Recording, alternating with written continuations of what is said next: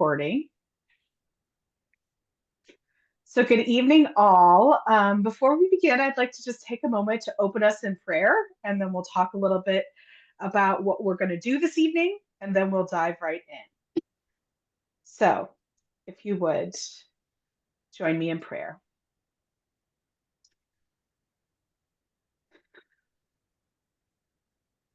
Oh God, who sculpted the mountains and filled the seas, who breathed the winds and ignited the stars, who animated the atom and fashioned the whale. Sculpt us in compassion and fill us with mercy. Breathe us in courage and ignite us in hope.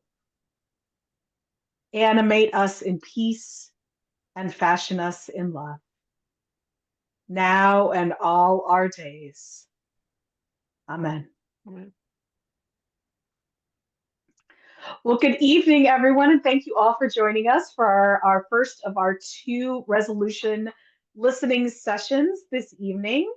So the pattern that we'll follow this evening, I'm going to start us off just first introducing our nominees virtually this time because none of them were able to join us, but we did want to give a space for those particularly who are nominated to standing committee to be able to kind of say hello and greet you all in virtually, but unfortunately many of them will be on the next call. Oh, Matt.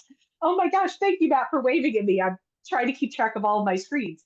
So Matt, please, if you would like to greet the room and tell us a little bit about who you are and what's up, as well as Tom Rouse, who's also here this evening. Hi, good evening, and thank you, Stacy, for hosting us. I'm Matt Handy, the Reverend Matt Handy. I serve two parishes here in Glastonbury, St. James and St. Luke's in South Glastonbury. And I have some experience too at the diocesan level where I was operations manager for a number of years, 9 years, and uh, had several thousand different careers before that. What I really want to talk about is just why I've considering this opportunity to serve, and really it's just that I love this diocese. I love the people of this diocese. It would be an honor to serve. And especially serving as a priest in two parishes, we're trying to figure out some creative ways for us to affect change in the church, and change in terms of relationships and how we've interacted with each other as parishes, and still maintain our individual identities. So I bring that hopefulness and creativity to you all. So that's my filibuster. Thank you. Thank you, Matt. And Matt, of course, will be standing for election for the clerical order to standing committee. And Tom Krauts, who will be standing for election to our lay order of standing committee. If you'd like to just give us a little bit about who you are. Very briefly, I'm a parishioner at St. James's in West Hartford, and I've had the good fortune, to serve a 3-year term on the Mission Council as a representative of the North Central region. And that experience really encouraged me to go further and to seek a position on the standing committee. A little bit different roles and responsibilities, but I think my experience there, as well as having served on the Camp Washington board for several years as their treasurer, put me in a position to contribute well to the work of the standing committee. Excellent. Thank you so much, Tom. I have just put in the chat our nominees to standing committee, clerical, and lay order bios. So the other three members, or excuse me, other two people nominated to standing committee for the clerical order are the Reverend Marcus Haley and the Reverend Andrew Kryzak. And for the lay order is Theodore Keatsman, and Jessica Vandervoot. So I do encourage you to take a little bit of time, read over those, get to know them, because we will be electing them at our annual convention to standing committee. So next up, resolutions, all important. So hopefully you've had a chance to read through and review them. If not, no worries. I'm going to put the link to our resolutions page in the chat right now. Our focus tonight will be on resolutions. Oh goodness, I've already lost 3 through 7. I have to count. Resolutions 3 through 7. Resolutions 1 and 2 were largely covered at the budget listening sessions, which hopefully you had the opportunity to attend. And the final few resolutions, resolutions 8, 9, and 10, are parish mergers. And I'm sure if you have questions about those, the parishes themselves would be happy to answer, but they have done their work. I can assure you they have done their work. And they are prepared and excited to merge. So there's not really a lot to talk about with them. But the other 5, we do have some things that we want to open up for conversation. So I've asked a member of each submitting or proposing group to join us tonight. And I think we'll just go through straight in order.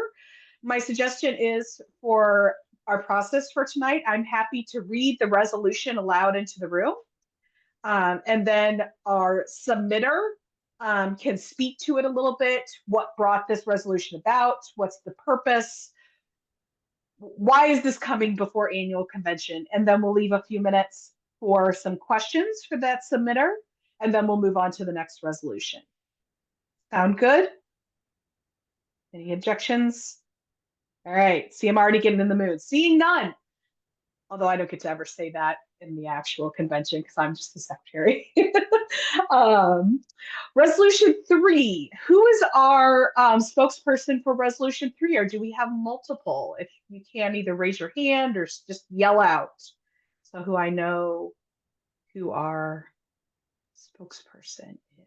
Stacy, can you say what the resolutions are? 3 I'm is so sorry. Yes, I'm the one who's clarifying reparations board membership. Forgive me for yes. Clarifying reparations board membership is resolution 3. that would be me. Excellent. All right. Yes. See, just because I have them memorized in order doesn't mean you all do, but I expect that by the time we get to next Friday, everyone should be able to rattle off resolutions by name and number. Not Are really. you kidding me? No, I am completely joking. No worries. Honestly, the only reason I knew it was number 3 was because I had it pulled up on a screen in front of me. All right, so allow me to read this out to the room. This is Resolution 3, clarifying reparations board membership. Resolved that the reparations board be appointed by the bishop diocesan and shall include 1 bishop ex officio with voice and vote, and at least 1 lay representative from each of the remaining historically Black parishes and worshiping communities in the Episcopal Diocese of Connecticut, St. Luke's New Haven, St. Monica's Hartford, St. Mark's Bridgeport, St. Martin's Hartford, and 1 lay representative each from the predominantly Black parishes of St. Andrew's Stamford and St. Stephen's Bloomfield.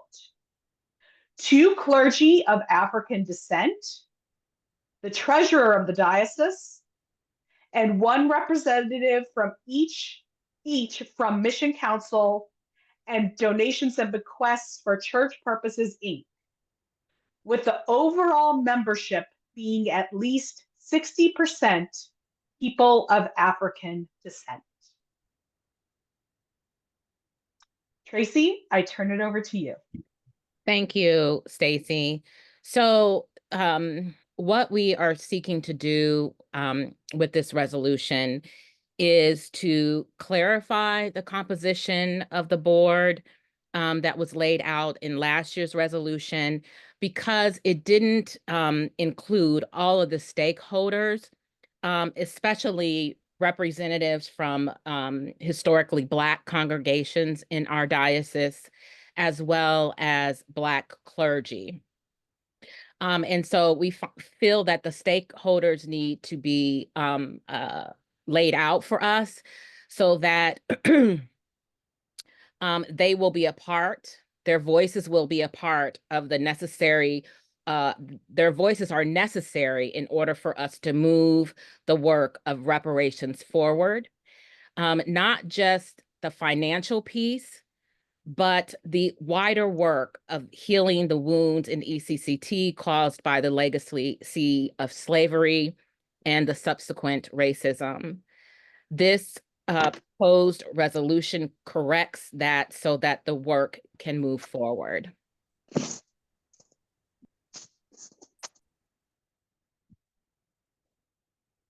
Thank you so much, Tracy.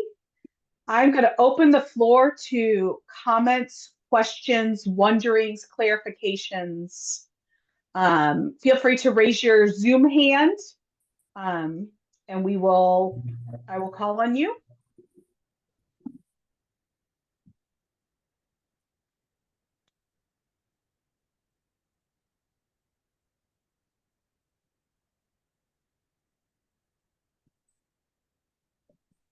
Any questions regarding clarifying?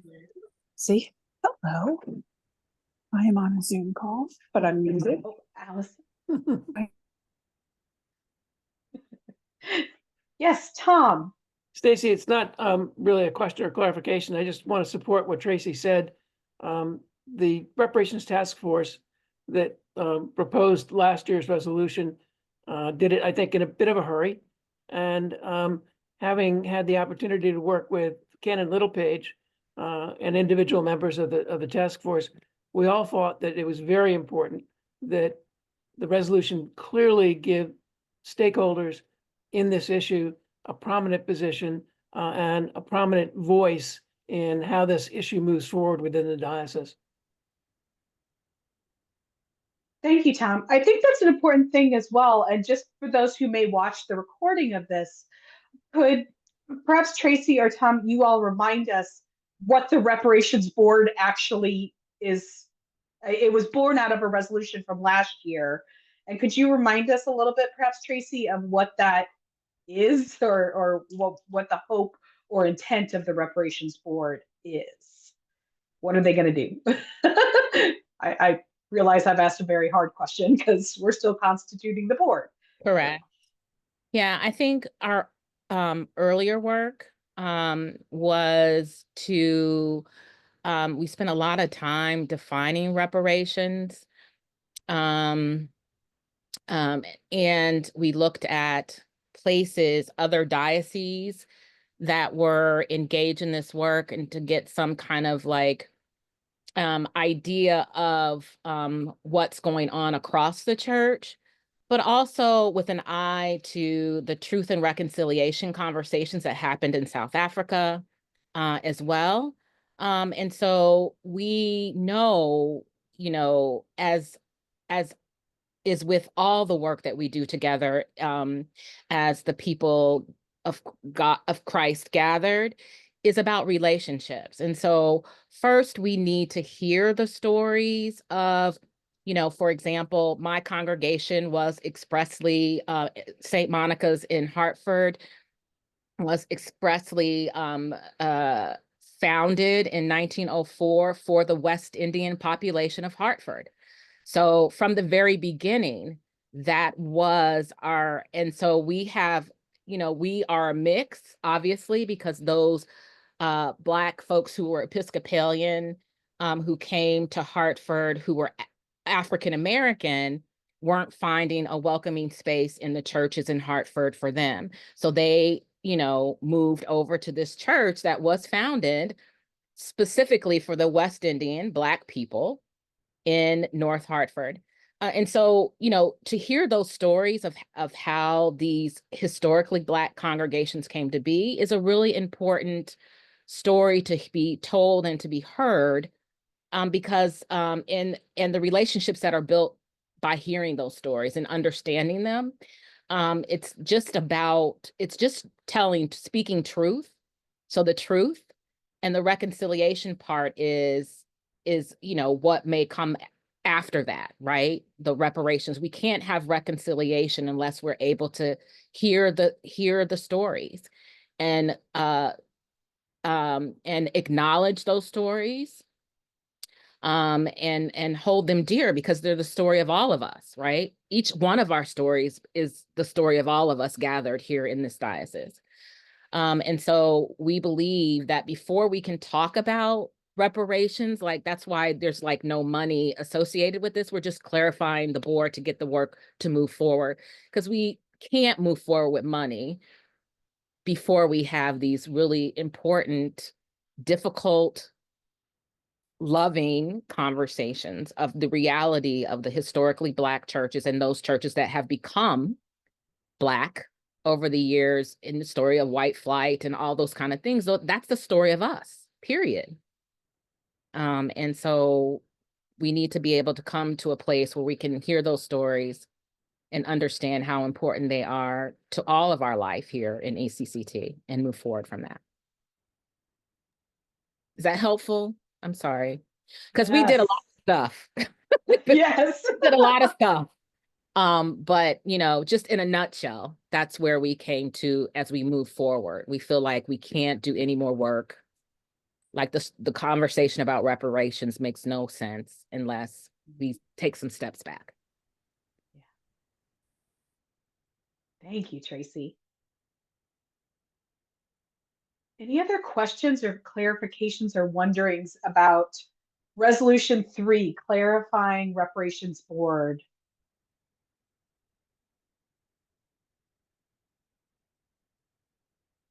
All right. I have a question.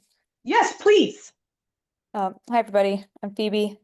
I'm a deacon, new deacon. This is my first convention that I'm voting in, so I don't actually really understand how these listening sessions work fully. So I guess I'm curious and wondering about maximum number of participants. And just because I know that sometimes if there's too many people, it's, you know, no work gets done. So just noticing that there doesn't seem to be language about a cap, or language about how people get appointed beyond the minimum criteria. And so those are just two things that came up in my head about, I don't know, I don't know if we're suggesting edits or anything. I really don't understand what this meeting is about. So those were just my thoughts. So I would say that at this point, this is in my understanding of how this works, this would be an opportunity for questions, et cetera. And if that is something that you'd like for us to see addressed in this resolution, then it would be something that you would suggest from the floor. Is that correct, Stacy? Yes, and actually, this year, for the very first time, you can submit amendments in advance of convention. So if you, upon hearing Tracy's response to your question, since I think you guys need a cap of 15 people on this, you can suggest, you can make an amendment to the resolution. And you can submit it online. And what that just allows us is to be sure that the amendments are translated into both Spanish and Haitian Creole, as well as accessible to our ASL translators more easily than they have been in the past, because when resolutions come from the floor of convention, it's someone standing there saying, no, not there. Put the comma there. No, not there. We've all been through that. It's not a fun time. So you can submit them online. But yes, the point of this conversation really is for questions, clarification, wonderings. And if you find something that you're like, even with what you've said, I still think you need to put a cap on it. That's where you, as a voting member of convention, have the full authority and right to offer an amendment. And then convention will consider your amendment, and it will be up to convention whether they vote it forward or move it along in a different direction. Okay. But Tracy, I'll let you respond to the question in terms of a cap, or if that was considered. Tom, did you want to speak to the cap? Well, yeah, I mean, the rest, including Bishop Diocesan. And I think that it also requires 60% of the overall membership to be African-American descent. I thought really remove some to shape this committee, given the parameters that we've already set. I'm sure he's very well aware of the difficulty of large numbers in committee work. Would be oppose a cap, but I would prefer to see the discretion left with the bishop.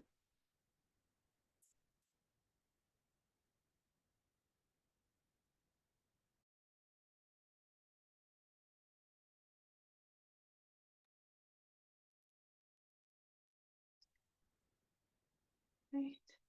Other questions, wonderings, clarifications? I did just place the link to how to submit an amendment in the chat as well. So if this is something that for any of our resolutions that you would like to submit an amendment in advance, please do so. And encourage your friends to do so too. If you know somebody who's like, oh my gosh, this needs an amendment.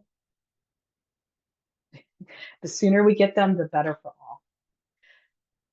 Well, last call for questions for Resolution 3, clarifying reparations board. Seeing and hearing none, I'm going to move us along to Resolution 4, recognize May 5th as Red Dress Day. Who is our representative from this submitter? The Reverend Diana Rogers. Diana Rogers. All right. I will read it out and then I will turn it over to you. Resolution 4, recognize May 5th as Red Dress Day. Resolved that the 240th Annual Convention of the Episcopal Diocese of Connecticut recognize May 5th of each calendar year as Red Dress Day, remembering missing and murdered Indigenous women and girls. And be it further resolved that the 240th Annual Convention of the Episcopal Diocese of Connecticut encourage its worshiping communities to commemorate missing and murdered Indigenous women and girls. And be it further resolved that the 240th Annual Convention of the Episcopal Diocese of Connecticut invite the Journey of Discovery with Indigenous Peoples Ministry Network to create and provide Red Dress Day liturgical resources as approved by the bishops as needed for worshiping communities to use in their principal services nearest to May 5th. I turn it over to you. So this resolution comes out of a recognition by the ministry network that missing and murdered Indigenous women and girls is a very, what do I want to say, a very important aspect for our Native American members, as well as Native Americans in Connecticut. And in February of this year, the Mohegan tribe went to the Connecticut legislature, and the the legislature put forth a resolution recognizing May 5th for this particular thing, Red Dress Day. Now, the origins of red dress come from Canada. An artist back in, I think, the 20-aughts created an art installation of red dresses in the woods, actually, for people to walk through, acknowledging that Indigenous women and girls are 5 times as likely to be murdered or kidnapped and missing and never found. This has grown from just Canada into the United States.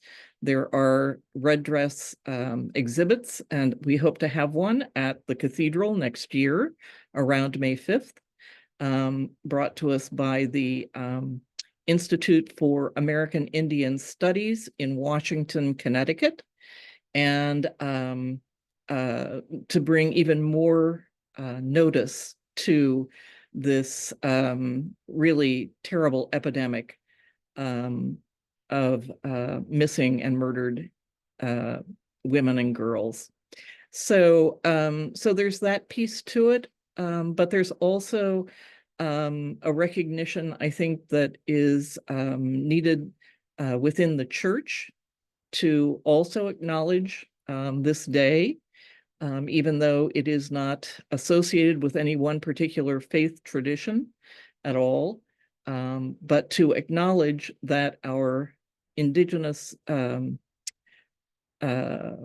companions on the journey with Christ, for them, this is very important.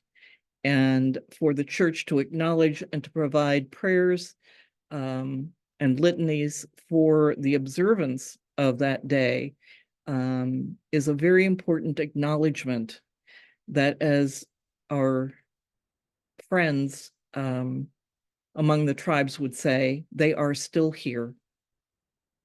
They have not disappeared. They are still here among us. And we may not even know it, sitting in our pews. I think that's all I have to say. Any questions?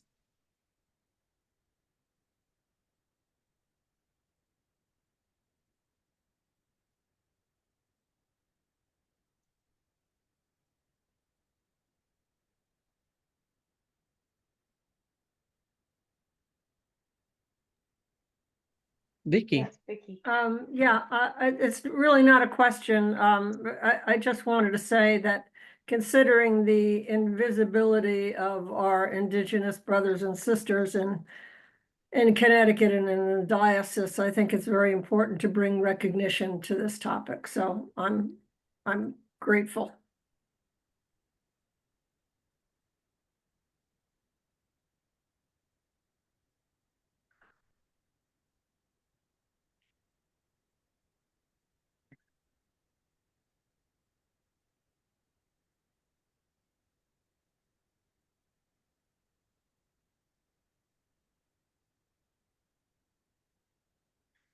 Any other questions, comments, wonderings?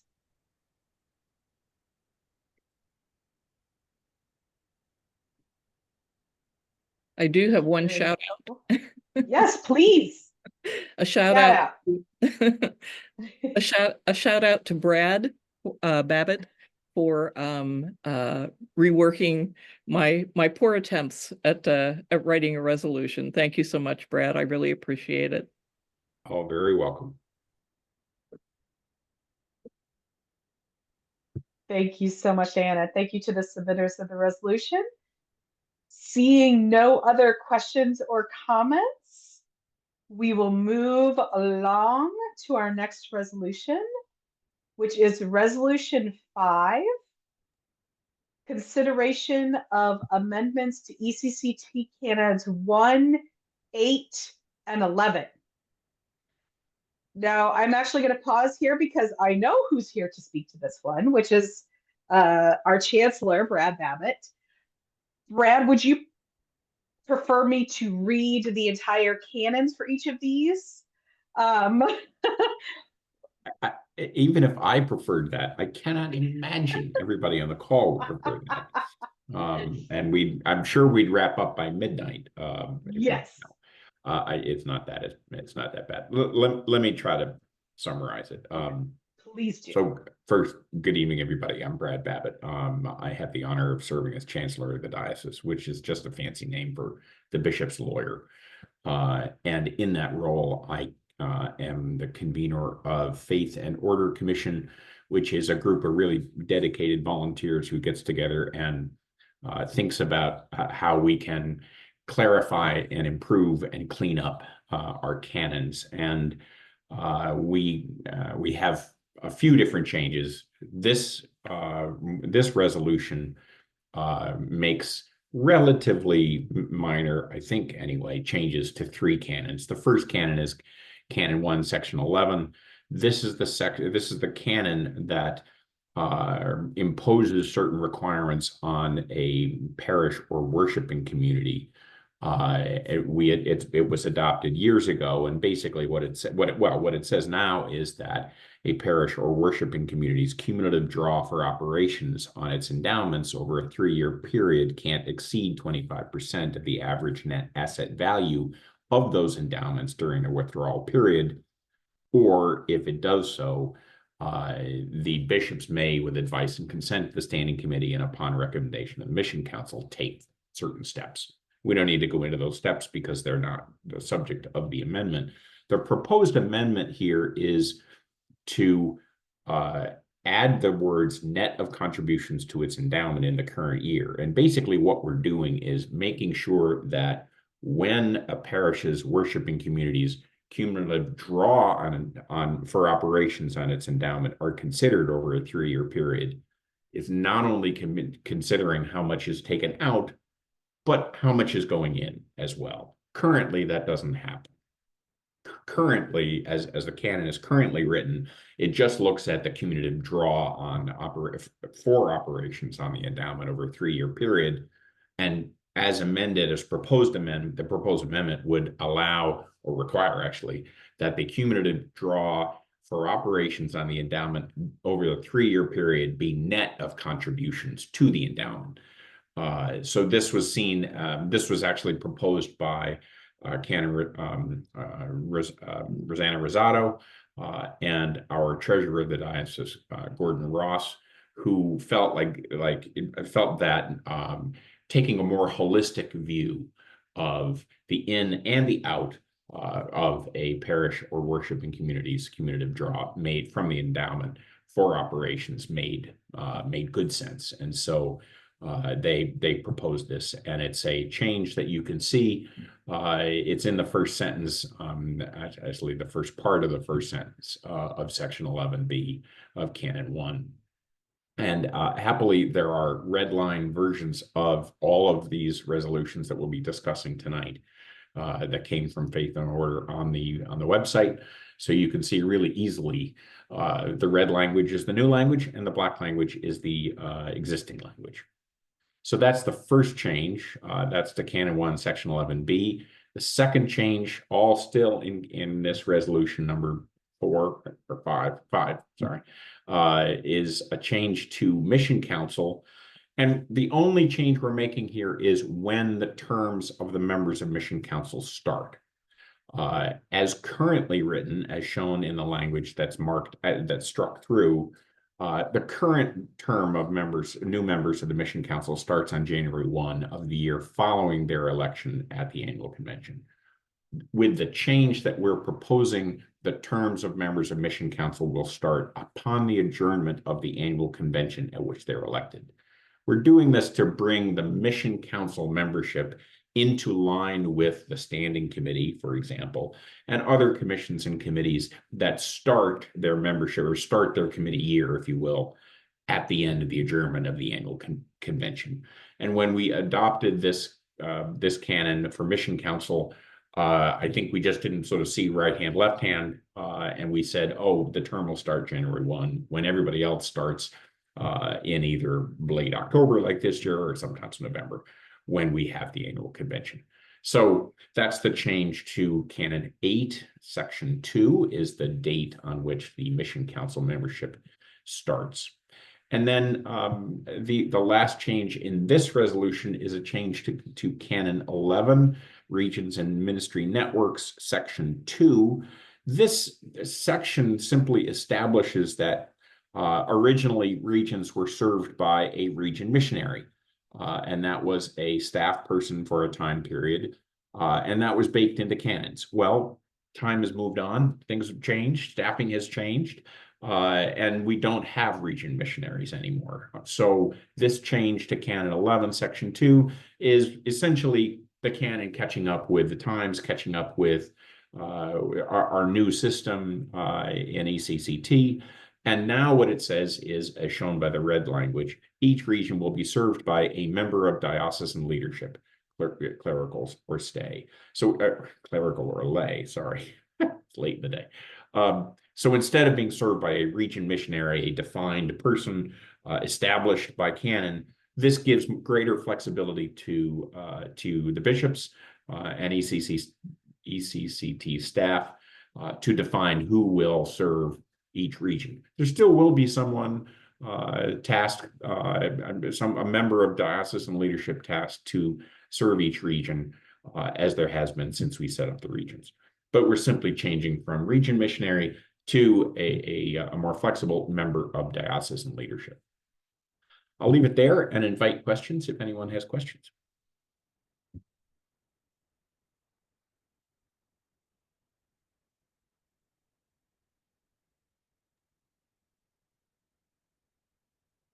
Yeah, Ellen? you can, Ellen.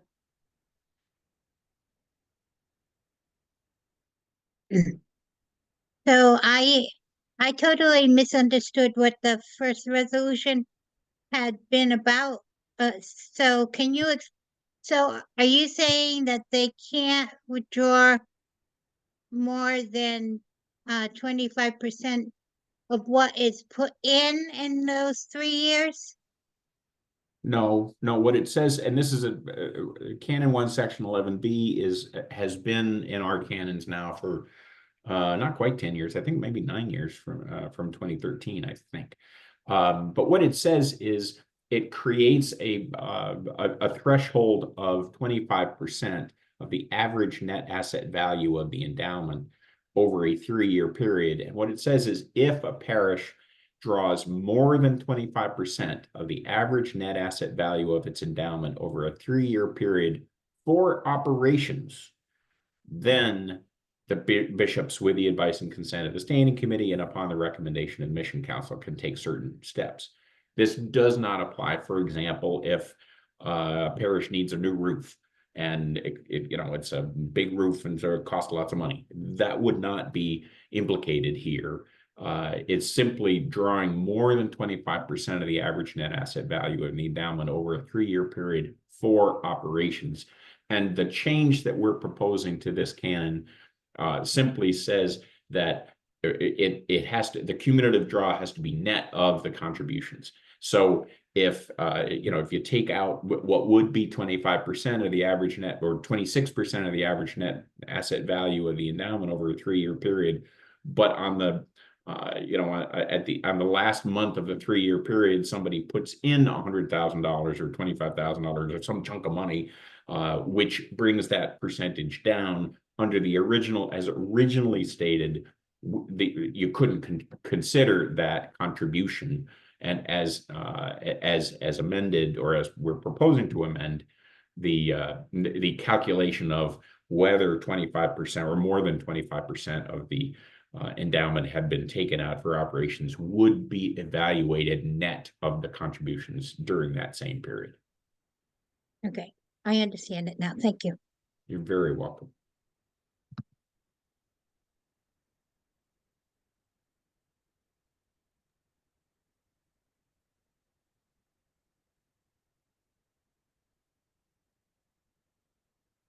Other questions about this group of 3?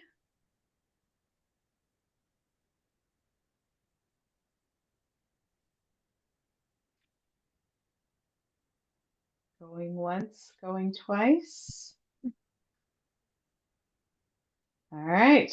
I can't sell it yet, but we can move it along. All right. Well, with that, let's move along to Resolution 6, consideration of amendments to Canon 12, convention procedure. Do you want me? And that's me once again. Yes, for it is. first. Still Brad Babbitt, still Chancellor of the Diocese. Canon 12 convention procedure is essentially a series of sections that talk about how we do convention, if you will. And one of them articulates how and when resolutions to convention are submitted. So section 3 right now says that they have to be proposed by 5 members of convention, submitted with explanatory comments of not more than 100 words, at least 4 weeks before opening of convention. And that's basic. And then there's some more about what the secretary does to distribute them. But that's basically all it says. We got a request from the folks at diocesan staff who are charged with financial stewardship, and essentially it's Canon Rosado and Treasurer Gordon and the members of the Finance Committee, the folks who work a long time across the course of the year to develop the budget of convention, which then gets presented to convention each year. And they remarked that it is significantly challenging for them when they have a budgeted convention, and it's that we typically has historically been the first resolution adopted or considered and adopted by convention, and that's they make sure that the numbers balance and that they're ready to be able to effectuate it, and then a resolution can be presented at convention, which requires the diocese, the ECCT, to spend money on X or Y or Z. And there's been no consideration of where that money is going to come from, where the cuts are going to be made, or where the additional money is going to come from, or what impact it will have on the endowment if it's simply supposed to come out of the endowment. So they've asked, and this resolution responds to it, they've asked that they have more time to evaluate a resolution that calls for or requires the expenditure of funds from the budget of convention or endowed funds, and the opportunity to present to convention a fiscal analysis of the proposed resolution. And so what this resolution will do is, other than a resolution to adopt the budget of convention, which already goes through a very long 9-month or 10-month process of formation and scrubbing and revision and that kind of thing. So other than that resolution, any resolutions that call for or require the expenditure of funds from the budget of convention or endowed funds held by the Missionary Society must be submitted to the Secretary of Convention by March 1. So obviously that's much earlier than typically 4 weeks before the opening convention. So this would require resolutions that would spend money, or either from the endowment or from the budget convention, to be submitted by March 1. The Finance Committee will prepare and present a fiscal analysis of the proposed resolution to convention. It's also possible that the Finance Committee could say, hey, we love this resolution, this is a great idea, and we can figure out how to change the budget to convention to build that into the budget of convention. But even if that doesn't happen, and I'm sorry, and if it does happen, well, then the resolution would, at least on the financial side, perhaps not have to be presented to convention. But even if that doesn't happen, then the Finance Committee will prepare and present to the annual convention a fiscal analysis of the proposed resolution. So all convention will understand, or be able to understand, what happens if this resolution is adopted, what's the impact to the budget, or the impact to programming, or impact to endowment, all of that kind of information. And if the convention adopts the resolution, the funds don't get immediately start being spent. Essentially it's a direction to the Finance Committee to bake that expenditure into the next budget of convention. So if the convention adopts the resolution so to use an example, if this year a resolution had been submitted by March 1, the financial committee would, finance committee, beg your pardon, would prepare a fiscal analysis that would be submitted to the annual convention. If the convention adopts the resolution, then in 2025, the finance committee would build the expenditure into the budget convention, and the money would start flowing to that purpose, whatever the purpose is in the resolution, in 2026, once the budget convention is adopted. The other big change is in section C, or section 3, subsection C. This is a new section which provides that the budget of convention is not subject to amendment from the floor. It's only subject to an up or down vote. As currently framed, this is what usually happens, although not historically, not consistently. We have had instances in years past where members of the floor, or members of convention, beg your pardon, have made an amendment from the floor to change line items in the budget, and we've allowed that. Many dioceses do not, have not historically, either by tradition or by canon. And we think amending the budget and essentially creating a budget of convention with 550 people in the room is pretty challenging, to say the least. It also doesn't recognize the literally months of time that the finance committee spends building and really working hard on the budget of convention before convention every year. So we thought this made sense, and so if adopted by convention, what this will do is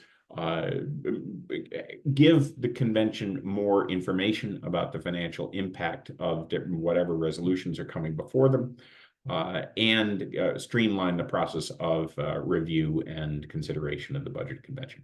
I'll stop there, and I'm happy to answer questions. Yes, Tracy. So I understand the need to be able to streamline this, but I also have a concern that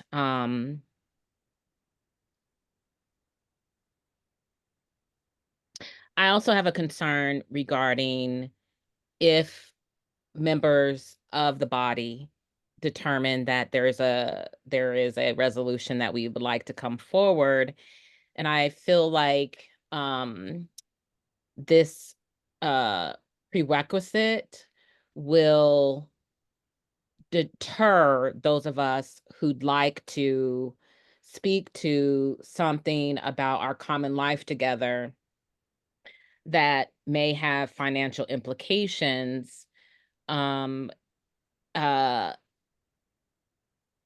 for the finance committee to do the analysis and say, okay, well, we can't afford this really important thing that is about our common life together. And so it will discourage folks from, submitting resolutions in our democratic system because they're worried about the financial implications and whether or not we'll be able to find money for it. I mean, I feel like, I've been a part of this diocese for 22 years, and I've watched, over the years, the financial implications and the conversations about finances that have, limited, excluded resolutions that perhaps may have been good for us as the body of Christ in this diocese die on the vine because of the financial implications that it would mean, right? And so I'm concerned about that. I'm concerned about the message that we would be sending if we're going to let, and I understand being good stewards of our finances. I understand that. I mean, that's what I preach in my own congregation. And there are some things that are important for us as they come through as resolutions for us as the body of Christ and ECCT to say that this is something that we believe as a convention are important for us you know, to move forward. And so I'm concerned about this this way of dealing with this. And perhaps you may speak to how having more lead time, you know, having more lead time will be able to, like, you know, would the financial team say, you know, provide alongside the resolution that, like, I don't want the financial team to be the people who determine whether resolutions move forward because they need money. So I'm concerned, I would prefer that the financial team offer that information, like if they do the financial analysis, that when that resolution comes up, that they just provide the financial analysis of what it would mean currently, and perhaps what it would mean, you know, like if we want to fully fund this, then this means that every congregation in the diocese needs to add an additional, you know, $100 to their pledge or whatever, but not to say we can't afford it, so we can't do it. But in that financial analysis, offer, we don't have it, you know, if we don't have it now, or we can't pull it from something else now, if we truly believe in this resolution and want to pass it, this is what it would look like so that we can fully fund it, not pulling on the funds that we have currently, but out of, you know, that would mean that if we truly believe that this is what we need to do as a diocese, then this will mean that each congregation will have to give another $200 above their 10%. Am I making sense? Absolutely. And I think that's exactly what we articulated here. Okay. Exactly what you've already just said Okay. is what is intended. The Okay. finance committee is not intended and not canonically given the power to be a gatekeeper and say you cannot consider that resolution. Rather, the finance committee's job is to prepare a fiscal analysis. And it Okay. could be, we could accomplish this in one of three ways or two ways or one way. I don't know. That's their world, not mine. I became a lawyer because I hate numbers and I don't do math. But you know, I think that's their job, and that's what they will. But they don't have the power to say no. You may not consider that resolution. So I think that's a fair concern, and I think this resolution is it is designed to avoid that. Is intended to. Thank you for that clarification. You bet. Tom? Fred, a couple of things. Is there a mechanism, because this is in the canons, to override any of the provisions that you're including? Specifically, if there's an exigent circumstance in the current convention year, the ability to fund the resolution, not the year in advance, so you're building in a 12-month delay to funding it. And sometimes there may be situations that justify earlier action. Well, our budget always has a contingency line item, amount fund, I guess I would call it, something like 5%. I'm not sure. Matt Handy might know the answer to that. I'm not sure. But there's always a contingency line item.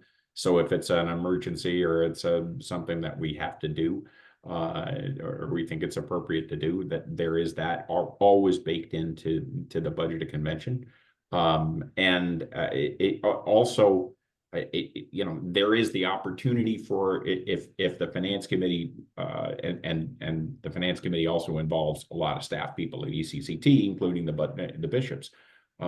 If they see this need, they can, you know, work that expenditure into the budget of convention that's being presented to convention itself. We're not, you know, we're not locked into that. The budget creation process, really one of the things this resolution is trying to do is encourage people to be active participants in the budget creation process. So it's not just coming out of a black box and you don't know who was in the room or how it was put together. but instead is part of the process of try to encourage people to be an active participant. So I think there are ways, if in an exigent circumstance, to add expenditures if that's appropriate. Was March 1st a magic date, or could that be moved further into the calendar year? We went back. I mean, there was some pressure from our finance friends to make it January, and we thought that was a little early. And the problem is, the process of putting the budget together is a long one. It takes a lot of time, unfortunately, especially given all the other things that are going on at all times with ECCT staff. And then you get to summertime and people take vacations and the lay people who are on the committee, they're gone, or they're maybe not as available. So it becomes, looking at the calendar and trying to figure out, well, how many meetings did the budget committee have, the finance committee have, and how long will it take them realistically? I mean, the reality is they've got the budget, mostly in shape by June. And it goes through further edits and further revisions as we know what the economy is doing and what the endowment's going to generate and what's going on in the world and what's insurance going to cost. So it's not baked, it's not carved in stone in June, but it's substantially in form. And so that's why the March date was selected. It's not, it doesn't, if it was March 15th or April 1, maybe they could make it work. I think if you made it July, that's too late. And we also recognize that January, everybody's just getting over the holidays. So I don't think January worked either. So we tried to pick a date that made sense, trying to balance all of those factors. But it's a great question, Tom. Thank you. Am I correct that this would apply not only to additional expenditures, but changes that would impact revenue? In the sense that if there was a motion to change the formula for common mission support in some way, that would be subject to this? Yeah, I was just looking back at the language. Resolution, well, no, actually, I'm sorry, Tom. What the language is, resolutions that call for or require the expenditure of funds from the budget convention or endowed funds.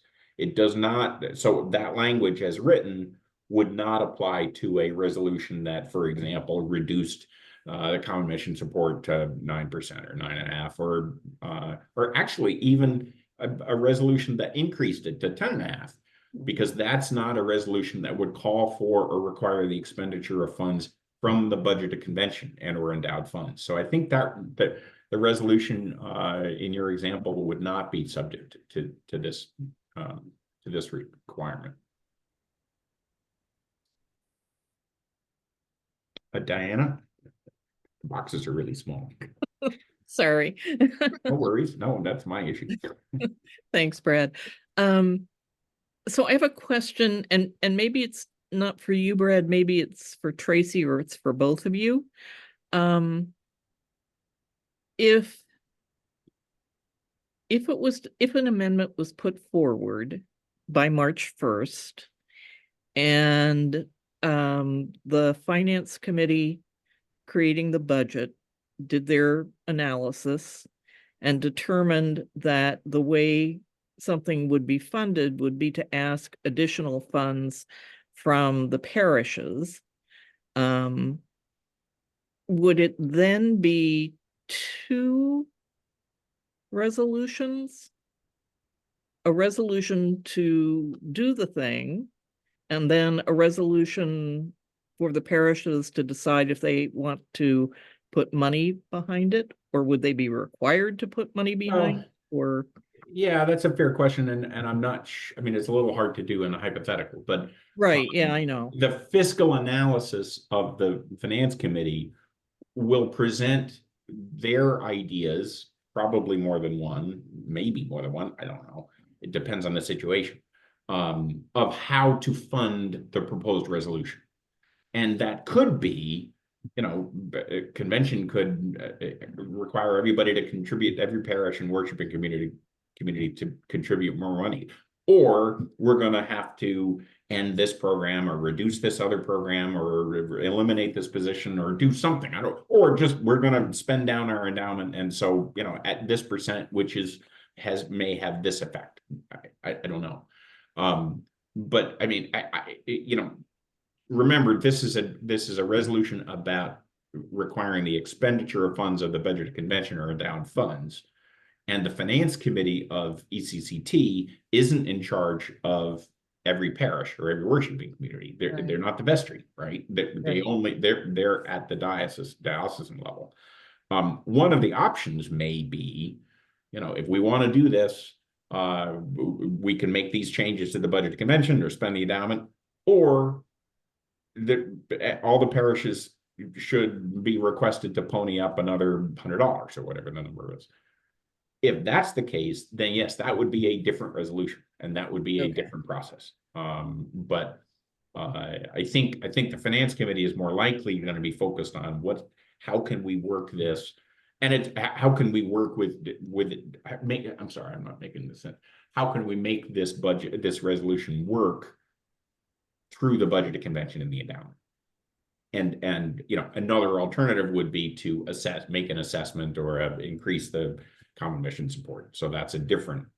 And so to follow up on that, to get clear for Diana, would that then be, if, for example, if we were going to ask congregations to pony up another $100, would a conversation happen with the proposers of the of the resolution that determined that there was not an ability to figure out how to come up with that number, the monies necessary within the current budget? Would there be a conversation with the proposers of the budget to say, okay, this is what we have, this is the analysis on your request, your resolution, and so, you know, would it then go back to the proposers of the resolution to say, are you willing to, based on this information that you have, rework your resolution to address the financial analysis that has happened from the finance committee? I think that could certainly be part of it. And remember too, that a resolution requiring each parish and community, worship community, to make an additional contribution to ECCT to fund the first resolution, that's not subject to the March 1 deadline. That resolution, we want every parish and worshiping community to spend more money, to submit more money to the diocese. That has to be submitted no less than 4 weeks before convention. So between March 1 and 4 weeks before convention, late September or whenever that is, there's lots of time to evaluate, well, how do we make this work? Well, that looks kind of bad. Have you thought about this or the other thing or the other? And I suppose we could always go back to the parishes and worshiping communities. And if that's the decision by the proposers, they have lots of time before the deadline for that resolution, because that's not that's not a resolution that would be calling for the expenditure of funds from the budget convention. That's expenditure of funds from the parishes. And so would that resolution, that second resolution, would that be proposed by the original sponsors, or would it be proposed by the finance people? Probably not proposed by the finance people, because the finance committee is not the proposers of the original resolution. I think the proposers of the original resolution who want this to happen, whatever it is, would say, you know, we want this to happen and it has a price tag of X. And we've seen the analysis from the finance committee. We sort of don't like what they're proposing. And a different alternative is we get X divided by all the parishes, and that's the separate resolution. So I think it certainly could be the proposers of the original resolution. Yeah, absolutely. Okay, thank you. You're welcome, of course. Thank you, Tracy. You're most welcome, my love.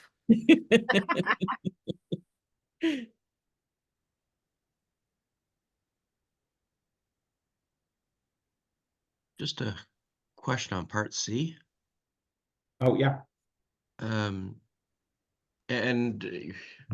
maybe I'm thinking First Amendment too much, but how can a resolution prevent a resolution from being amended if it hasn't been proposed. So the resolution to adopt the budget of convention is not subject to amendment. And how, I guess just by the resolution itself saying that, but is there anything that would prevent it in any sort of rules of order preventing a resolution? Is there a chance to override? We're tying the hands of future conventions is my concern.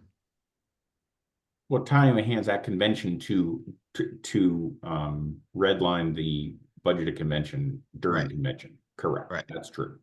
And to be clear, at the 2024 annual convention, this resolution won't have been considered yet. So they won't have any impact on our debate about the budgeted convention in Right. 2024. If Absolutely. this resolution is adopted in 2025, the budget presented to convention will be subject to an up or down vote.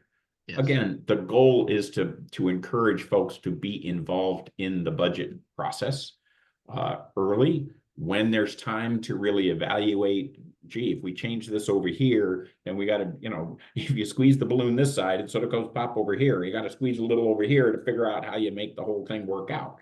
And really the goal is to try to get as many folks involved in that process as early as possible, when there's still time to say, gee, let's think about that. Maybe there's other ways to do this. Maybe there's other ways to work this around, and not when we've got 500 people sitting in the ballroom and we've got 10 resolutions to do and half the group doesn't really understand what we're debating. I mean, that's the challenge, and so why we're trying to move away from that. Thank you. And honestly, in the 10 conventions I think I've been at, I don't remember one being amended. It hasn't happened in the last, I want to say probably 10 years, but it did happen. It certainly didn't happen during COVID, but it happened early on. Yeah. And, I mean, we got through it because we're still here, but it was, it's a challenge. It can be a real challenge. Hey. You're welcome.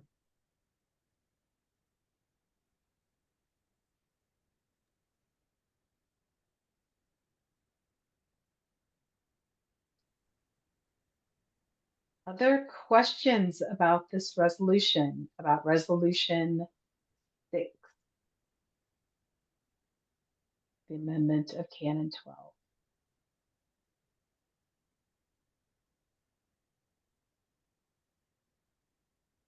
All right. Seeing none, we are ready to move on to resolution 7. Consideration of adoption of a new canon 17. I had that number all ready to go and then I forgot. Canon 17, which takes us back once again to our favorite chancellor. I think everybody who signed into the call did not sign up for this much of me, but that's all right. So Canon 17 is a brand new canon. And kudos to Stacy for studying her Roman numerals.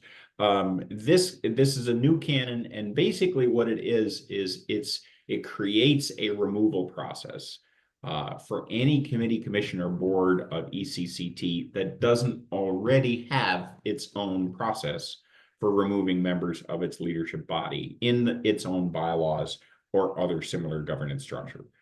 And basically, this canon creates a way in which a committee, commission, or board of ECCT can address a circumstance where a member of the committee or commission or board is not either attending or participating in the work or engaged in other kinds of malfeasance or misconduct. We don't have a process in our canons that formulates this right or allows this right now. Some committees and boards have their own bylaws and they have a structure that allows this, but most or many do not. And there are limits. There are a set of steps that need to be taken before Anybody can be voted off a committee, commission, or board. And basically the steps are these. The members of the committee, commission, or board who believe that a member should be removed first have to go and seek the advice of an ECCT bishop and talk with that bishop. And it can be either Bishop Laura or Bishop Jeff or their successors down the road, and talk through the circumstances that are giving rise to this desire that the member should be removed. And then second, the bishop who's consulted has to consent to that removal. Third, the member at issue, the member whose removal is being sought, needs to be given an opportunity to resign if that person chooses to. And if not, then all of the members of the commission and the bishops have to be notified at least 10 days in advance of a vote or meeting of the committee, commission, or board to have a vote. And then lastly, at that meeting, before there's a vote, the member whose removal is being sought has to be given an opportunity to be heard by the other members of the committee, commission, or board before there's a vote. So this isn't, this wouldn't be a process taken lightly, and there are obviously steps that are required before this can happen. But it's an opportunity. It is a way to address something we don't currently address in our canons, and there is no other way to address the circumstance of someone who is simply not participating or is refusing to attend, or is engaging in some other kind of misconduct or malfeasance. We did spend a little time on Faith and Order thinking through, do we want to try to articulate or give examples of misconduct or malfeasance? And we thought that was just a really impossible process, because if you give an example, then everybody's, people would start to try to, well, it's not like this, and so it doesn't apply. And we thought that the protective steps for the member whose removal is being sought were sufficient to make sure that nobody's going to be removed for a trivial matter, or on a whim, or simply because members of the committee or commission don't like somebody else. We think making sure that these steps have to be followed, and that a bishop has to be consulted and consent, and that there's an opportunity for the member to be heard by all the members of the committee before a vote is taken, and there's plenty of ample notice before that meeting happens. We thought those protective measures were sufficient to make sure that this would only be invoked for really significant issues or serious issues. I'll stop there, and I'm happy to answer any questions anybody has. Tom? Just a clarification, Brett. Camp Washington, Inc. is a separate non-stock corporation, and there are provisions in the Non-Stock Corporation Act about removal of directors, for example. So would this override that, or? No, because the first I don't think it would override it, because the first section talks about if it doesn't apply to any committee, commission, or board that already has a process for removing members of its leadership body. It's also, I would argue that Camp Washington is not a committee. The board of directors of Camp Washington is not a committee, commission, or board of the ECCT. It's a separate incorporated organization, as you noted. The other question I had has to do with the explanation given in this, under this section. How does this resolution further God's ministry of restoration and reconciliation? It talks about the process for selecting a bishop, which didn't seem to necessarily fit with the rest of it. Sounds like cut and paste was not effectively used in that circumstance. Okay, I thought maybe. I will take this up with the chair of the Faith and Order Commission. Okay. Who happens to be me. Sorry about that. It's just that's a pure oversight. I'm sorry that happened. The good news is we don't ask convention to vote on the explanation. No, but you might get a lot of questions. Well, we might. Yes, you're right. Yeah, I guess I'm going to have egg on my face on October 27th or 24th, whatever it is. I've forgotten what it is. We'll get you taken care of for that. No worries. There Yeah, Matt. Are there ways other than amending canon um, uh, to get this done? And I only ask, it feels like it's addressing a specific situation without identifying a trend. And while I think the ideas are good, um, do we want to change canon at this point rather than bylaws or something like that? Well, each group, each committee, commission, or board could adopt bylaws. I think the challenge is if they adopt them in the middle of a crisis, or if they adopt them when they've already got an issue that they're struggling with, you may get a set of bylaws that is not as protective of all the members' rights as we might like. It's also may prove impossible to adopt bylaws, including a removal provision in the midst of a struggle, because you end up with not enough votes in either way, up or down, and so you just get stasis. So that's possible. We thought that, especially given the protective steps that we baked into this proposed canon, we thought that was a good way to make sure that across all of the diocese that don't already have a process, that this was a reasonable way forward. Thanks. You bet.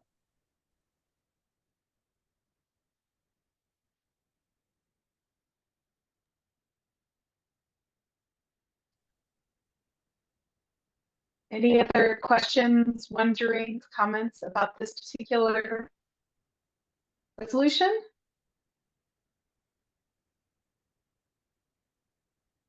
All right.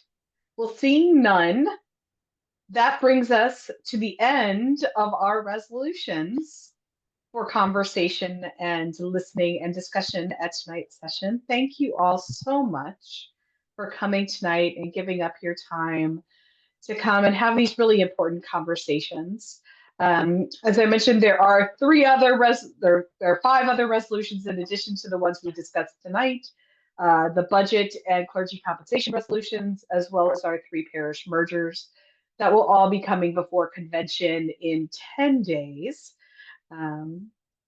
So looking forward to see you all there. Please do continue to share and encourage others to join in this conversation. We will have another one of these conversations, identical, well, not identical because the questions will be different, but our presenters will be presenting on the same resolutions on Thursday at noon. And so please do encourage anyone that you speak to, whether they be voting members of convention or members of the diocese, because everyone has voice, regardless of if you have vote at convention. Everyone has voice. So please do encourage others to participate. And if there are no other comments, questions, or concerns to be raised, I will thank you all and wish you a good night. Good night. Thank you.